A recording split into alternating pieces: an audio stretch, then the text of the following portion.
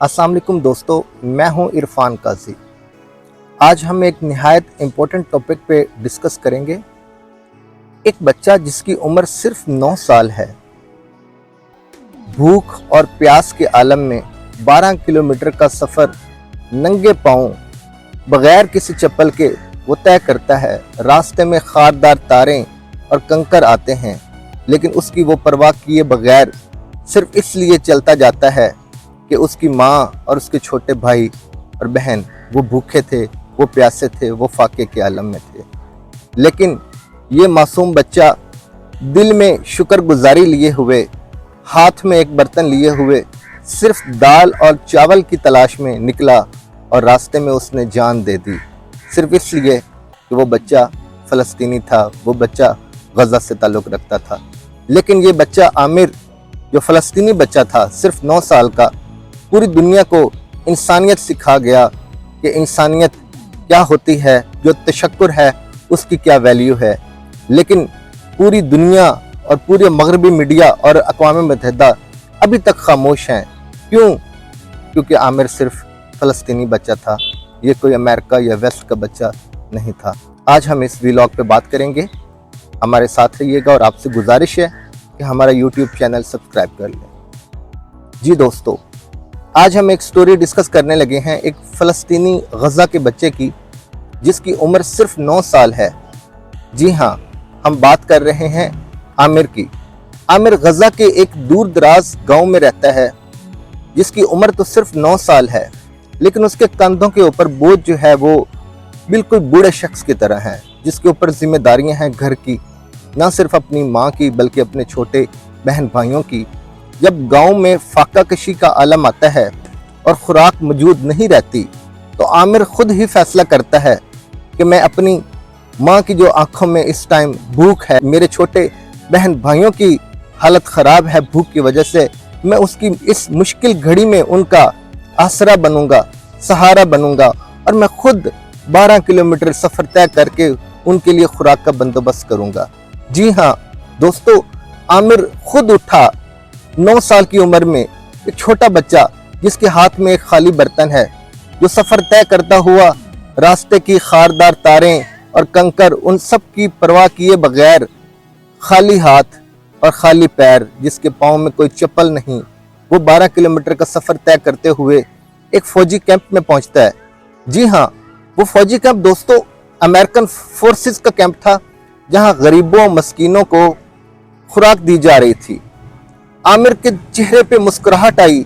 शायद उसको ये लगा कि अब शायद उसकी आरजू, उसकी ख्वाहिश वो पूरी हो जाए, उसकी आज के दिन की भूख शायद वो ख़त्म हो जाए। उसने हाथ जोड़े, इल्तिजा की अमरीकी फ़ौजी के सामने, और शायद अमरीकी फ़ौजी को भी वो बच्चा कुछ ख़ास लगा। उसने उस बच्चे को उसके बर्तन में दाल और चावल डालकर दिए।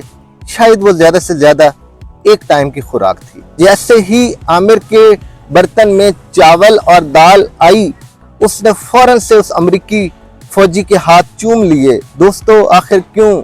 ये शुक्रगुजारी के आलम था, ये शुक्रगुजारी की फीलिंग्स थी।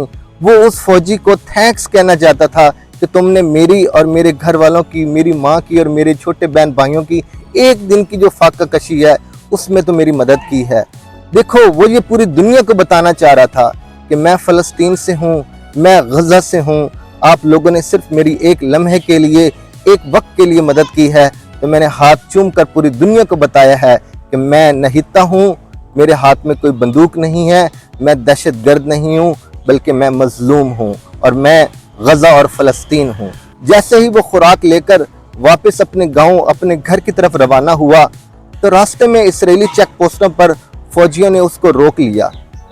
तो जब वो रोकते हैं उसको, उसकी तलाशी ली जाती है। दोस्तों, सिर्फ 9 साल का बच्चा आमिर, उसके हाथ में कोई हथियार नहीं, कोई तेज धार आला नहीं जिससे किसी को खतरा हो, लेकिन फिर भी उस बच्चे को रोका जाता है, उसकी तलाशी ली जाती है। उसको तलाशी लेने के बाद उसको बर्तन साइड पे करके उसको लिटाया जाता है ज़मीन पर, उसको मारा जाता है, उसको बांध दिया जाता है।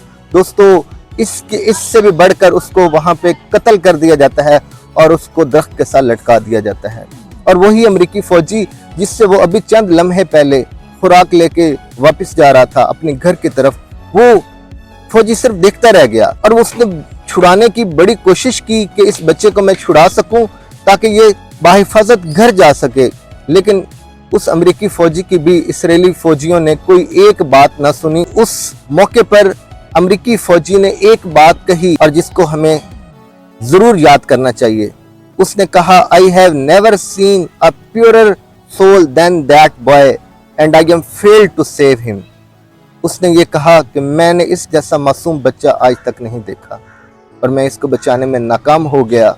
और वो बेचारा उस टाइम रोने लग पड़ा।